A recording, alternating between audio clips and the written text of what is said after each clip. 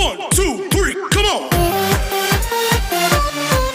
Hello दोस्तों, आप सभी का स्वागत है इस न्यू मिडिल क्लासेस में। तो आपको पता है कि अपना वर्ल्ड ज्योग्राफी चल रहा है। वर्ल्ड ज्योग्राफी में अपन ने मैप के थ्रू क्या अपन ने कॉन्टिनेंट स्टार्ट किया है। कॉन्टिनेंट में एक कॉन्टिनेंट पूरा करवा दिया जिसका नाम था ऑस्ट्रेलिया, जो कि सबसे छोटा कॉन्टिनेंट था। ये भी आपको याद रखना है। इसको ओशिनिया के नाम से भी जाना जाता था और इसे द्विदीपीय महाद्वीप भी कहते थे। ठीक है, तो ये आपने पूरा कंप्लीट, आपको जो नए बिगनर्स जुड़ रहे हैं वो उस प्रीवियस वीडियो को देखें, उसके बाद इस वाले वीडियो को भी देख सकते हैं, क्योंकि इसमें अपन ने नया ही स्टार्ट किया है। इसके 2 वीडियो निकल चुके हैं जिसमें अपन देख रहे हैं उत्तरी अमेरिका यानी कि नॉर्थ अमेरिका के बारे में बात कर रहे हैं। तो नॉर्थ अमेरिका पूरा कंप्लीट कराएंगे। अगर आप इतना ही पढ़ लेते हो तो आपका एग्जाम से कोई भी क्वेश्चन बाहर नहीं जाएगा, ये मेरा वादा है।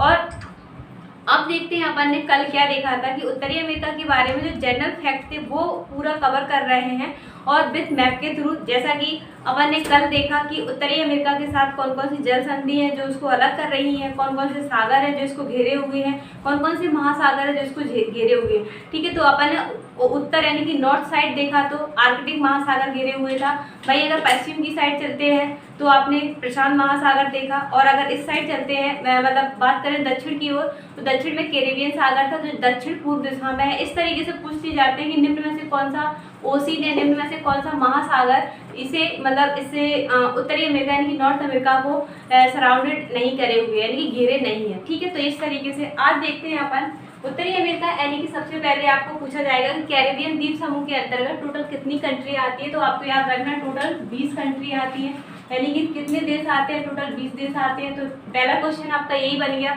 आपको अच्छे से याद रखना है क्योंकि कैरेबियन द्वीप समूह में कंफ्यूज हो जाता है, इसीलिए आपको याद रखना है कि इसमें टोटल कंट्री यानी कि 20 आती है। कितनी टोटल कंट्री? 20 कंट्री आती है, जिन्हें वेस्ट इंडीज के नाम से जाना जाता है। वेस्ट इंडीज बोले तो इस साइड आपने देखा था, इधर आपने क्यूबा, हवाना, क्यूबा की कैपिटल हवाना थी, पोर्ट प्रिंस यानी कि हैती जैसे आपने देखा। तो ये इधर जो आइलैंड के रूप में फैले हुए थे उसमें आपने देखा। तो आप अपने मैप में देख सकते हो, यहाँ से स्टार्ट करना है। इस साइड जो द्वीप फैले हुए हैं उसमें आपको याद रखना है कि ये वेस्ट इंडीज के नाम से जाने जाते हैं। क्रिकेट टीम भी आती है वेस्ट इंडीज। तो ये वेस्ट इंडीज जस्ट देश नहीं है बल्कि कई सारे जो द्वीप है, 20 जो द्वीप है उनका कंप्लीट जो बोल सकते हैं उनका एक ग्रुप है। ठीक है, तो याद रखना है कैरेबियन सागर यानी कैरेबियन द्वीप समूह के अंतर्गत कितनी कंट्री आती है। तो 20 कंट्री आती हैं, वेस्ट इंडीज के नाम से जाना जाता है। ठीक है, अब इसमें कौन से घास के मैदान पाए जाते हैं, इसमें मतलब अगर बात करते हैं ये आपका कौन सा है यानी कि नॉर्थ अमेरिका। नॉर्थ अमेरिका में कौन सी घास के मैदान पाए जाते हैं? तो पेरी घास के मैदान पाए जाते हैं जो गेहूं की खेती के लिए मोस्ट इंपोर्टेंट रहते हैं। तो सबसे पहले पूछा जाएगा ये किस प्रकार के हैं, तो ये किस प्रकार के हैं? शीतोष्ण घास के मैदान यानी कि टेम्परेट घास के मैदान यानी कि टेम्परेट ग्रास लैंड बोल सकते हैं। तो ये घास के मैदान है, ये कहाँ पाए जाते हैं यानी कि नॉर्थ अमेरिका में। सिंपल सा क्वेश्चन पूछा जाएगा कि शीतोष्ण यानी कि पेरी घास के मैदान कहाँ पाए जाते हैं, तो आपको याद रखना है नॉर्थ अमेरिका कॉन्टिनेंट में पाए जाते हैं। ठीक है, अगर बात करते हैं दक्षिणी अमेरिका, अब इसमें आपको पता है लैटिन अमेरिका के नाम से ही पूछा जाता है। ये क्वेश्चन बार बार आ रहा था जब रेलवे के पेपर चल रहे थे। निम्न में से कौन सा ग्रुप है जो लैटिन अमेरिका के नाम से जाना जाता है? तो इसमें याद रखना है दक्षिण अमेरिका यानी कि दक्षिण अमेरिका आपका यहाँ पर पनामा जो कैनल थी वो इसको जोड़ती है, तो यहाँ पर आपको पता है। तो दक्षिण अमेरिका यानी कि साउथ अमेरिका, मिड अमेरिका यानी कि मिड इसको बोलेंगे जो इधर आपने पढ़ा था ये वाला एरिया, जैसे बेलीज हो गया, बेलीज, ये पूरी कंट्रीज बेलीज, पनामा, ये वाली पूरा ये आपको कवर करना था। यहाँ पे आपने 7 कंट्री पढ़ी थी वो, और मिड अमेरिका यानी कि मध्य अमेरिका और दक्षिण अमेरिका और मैक्सिको व वेस्ट इंडीज, इसको संयुक्त रूप से लैटिन अमेरिका कहते हैं। मैक्सिको आपका ये वाला बॉर्डर आएगा, मैक्सिको पूरा कवर करेगा। तो याद रखना है कि आपको लैटिन अमेरिका में क्या क्या शामिल है, क्वेश्चन पूछा जाएगा। तो दक्षिण अमेरिका और मध्य अमेरिका, मैक्सिको व वेस्ट इंडीज के संयुक्त रूप को क्या कहते हैं? संयुक्त रूप को लैटिन अमेरिका के नाम से जाना जाता है। ठीक है, ये आपको याद रखना है। वही संयुक्त राज्य अमेरिका का सबसे बड़ा बोल सकते हैं कारखाना बोल सकते हैं, सबसे बड़ा जो कार इंडस्ट्रीज कौन सी है? तो इसको डेट्रॉइट यानी कि संयुक्त राज्य अमेरिका यूएसए में स्थित है। इसको डेट्रॉइट यहाँ का एक प्रसिद्ध शहर है जो कार उद्योग के लिए जाना जाता है। कार उद्योग के लिए किस तरीके से यहाँ पे जो कारें बनाई जाती हैं उसके बाद इसको उतारा जाता है, देखा जाता है ये कार मतलब किस तरीके से मतलब आप चलने के लिए ये यूजफुल है या नहीं है, इस तरीके से आपको याद रखना है। ठीक है, तो भारत का डेट्रॉइट पीतमपुर को बोलते हैं, ये कहाँ पड़ता है? धार में पड़ता है। तो वो इसी तरीके से याद रखना है कि आपको संयुक्त राज्य अमेरिका का डेट्रॉइट किसके लिए फेमस है, तो कार उद्योग के लिए फेमस है। ठीक है, एक्ट्रॉन ये भी संयुक्त राज्य अमेरिका में स्थित एक शहर है। एक्ट्रॉन किसके लिए फेमस है, तो विश्व का सबसे बड़ा सिंथेटिक जो कार के जो टायर होते हैं वो बनाए जाते हैं और सिंथेटिक रबर तैयार की जाती है। तो ये निम्न में से पूछा जाएगा आपको संयुक्त राज्य अमेरिका में डेट्रॉइट किसके लिए फेमस है, तो आपको याद रखना है डेट्रॉइट यानी कि कार उद्योग के लिए फेमस है। वहीं आपको पूछा जाए एक्ट्रॉन किसके लिए फेमस है, तो विश्व का सबसे बड़ा है सिंथेटिक रबर तैयार करने के लिए और टार बनाने का केंद्र है।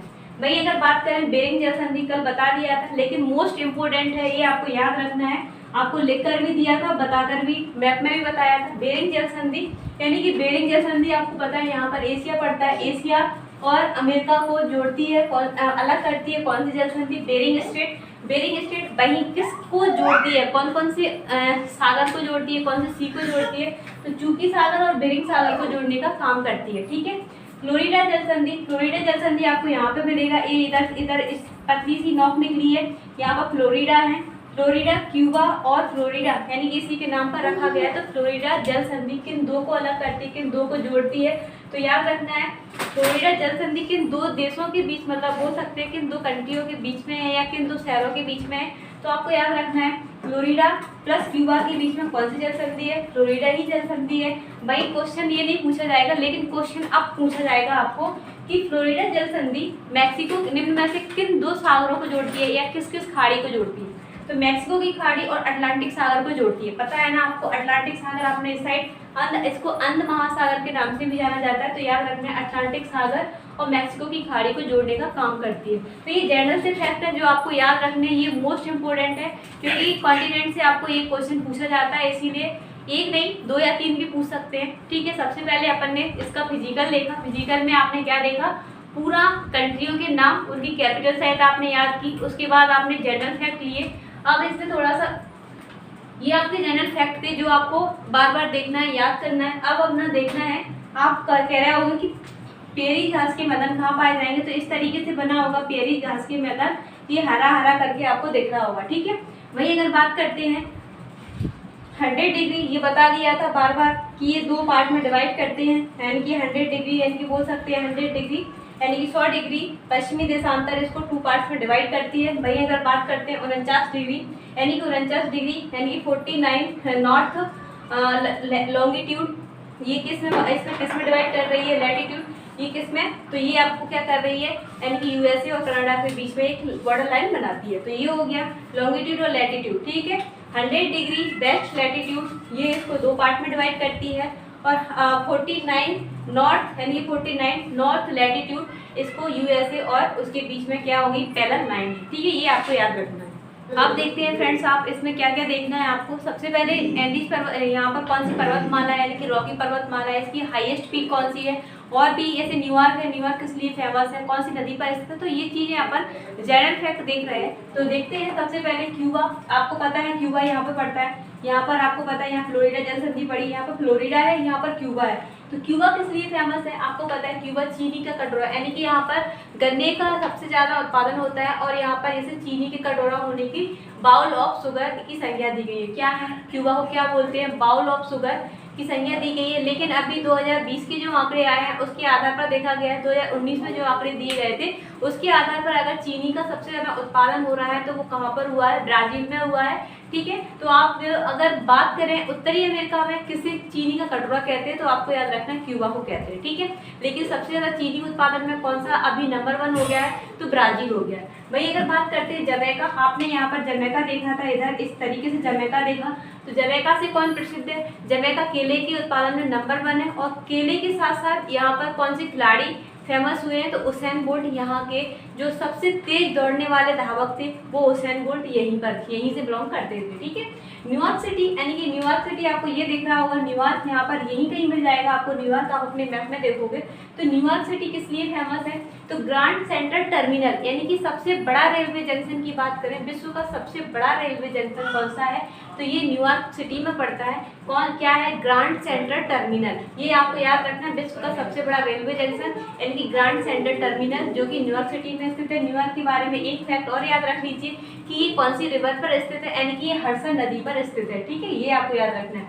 वहीं अगर बात करते हैं Yellowstone national park, Yellowstone national park ये यूएसए में स्थित है। अभी अपन जो ज़्यादातर चीज़ें देख रहे हैं ना यूएसए यानी कि संयुक्त राज्य अमेरिका को लेकर ये पूरा कवर कर रहे हैं। उसके बाद अपन कनाडा उठाएंगे, कनाडा के बाद अपन यहाँ पर जो मुख्य नदियाँ हैं, झीलें, वो उठाएंगे। तो सबसे पहले आपको देखना है यानी कि येलोस्टोन नेशनल पार्क किस लिए फेमस है, तो ये विश्व का सबसे पहली बार बनाया गया नेशनल पार्क था। ये आपको याद रखना है, येलोस्टोन नेशनल पार्क यूएसए में स्थित है। ये विश्व का प्रथम नेशनल पार्क था यानी कि फर्स्ट अगर नेशनल पार्क की वर्ल्ड में बात करते हैं तो कौन सा है, येलोस्टोन पार्क है। ठीक है, ये किस लिए फेमस है, इसमें ओल्ड फेथफुल ग्लेशियर आपने पढ़ा था, जब ज्वालामुखी विस्फोट होता है, ज्वालामुखी विस्फोट होने के बाद क्या होता है उसमें से जो लावा या मलबा निकलता है वो उसके रूप में जैसे धुआंरे हो गया, गीजर हो गया, ये इस तरीके से। तो यहाँ पर ये मतलब 63 मिनट, हर 63 मिनट में क्या होते हैं यहाँ पर धुआंरे देखने को मिलते हैं। मतलब पान जो उसके अंदर जो बल्बा भरा हुआ है वो ऊपर धुआं के रूप में दिखाई देता है। मतलब ये नेचुरल तरीके से कहें तो ये देखने को यहाँ पर मिलता है। तो ये पूछा जाता है कि येलोस्टोन नेशनल पार्क यानी कि वर्ल्ड का फर्स्ट नंबर का नेशनल पार्क है। वहीं अगर बात करते हैं तो ये क्या है, यहाँ पर क्या इसमें मुख्य विशेषता है, क्या इसकी स्पेशलिटी है, तो याद रखना है ओल्ड फेथफुल ग्लेशियर यहाँ पर पाया जाता है, ये आपको याद रखना है। वहीं अगर बात करते हैं यानी कि नॉर्थ अमेरिका में सबसे लंबी अगर पर्वत श्रृंखला की बात करते हैं तो रॉकी माउंटेन है। ये आपको देख रहा होगा, रॉकी माउंटेन इसकी लंबी पर्वतमाला है। इसकी हाईएस्ट पीक यानी कि यूएस यानी कि उत्तरी अमेरिका की हाईएस्ट पीक की बात करते हैं तो क्या है, माउंट मैकाले यानी कि माउंट मैकाले इसकी हाईएस्ट पीक है, आपको याद रखना है। वहीं अगर बात करें आपसे पूछा जाए येलोस्टोन पार्क तो यूएसए में स्थित है, ये बता दिया है आपको, यहीं कहीं दिख रहा होगा। अपलाचेन या अपलाचेन बोल सकते हैं या अपलेशियन पर्वत बोल सकते हैं। तो अपलेशियन पर्वत ये आपको दिख रहा होगा। पूछा जाएगा कि रॉकी माउंटेन कौन से कॉन्टिनेंट में है, तो आपको याद रखना है कौन से कॉन्टिनेंट में है, यानी कि उत्तरी अमेरिका, नॉर्थ अमेरिका में अपलाचेन या अपलेशियन, कुछ भी हिंदी में पढ़ेंगे तो अपलेशियन, इंग्लिश में आएगा तो अपलाचेन। तो अपलेशियन पर्वत कहाँ पर स्थित है, अपलेशियन पर्वत श्रृंखला ये कहाँ पर स्थित है, तो ये भी नॉर्थ अमेरिका में स्थित है। ठीक है, तो कल अपन इसमें, आज आपका ये जनरल फैक्ट है, ये जनरल फैक्ट चल रहे हैं, अपन कल इसमें इसकी जो मुख्य रिवर है वो देखनी है। सबसे बड़ी नदी कौन सी है, मीठे पानी की झील जैसे सुपीरियर आपने पढ़ा होगा है, हॉर्न्स लेक के नाम से 5 झीलें हैं जो मुख्य रूप से जानी जाती हैं, कौन कौन सी है वो पूरा पढ़ेंगे।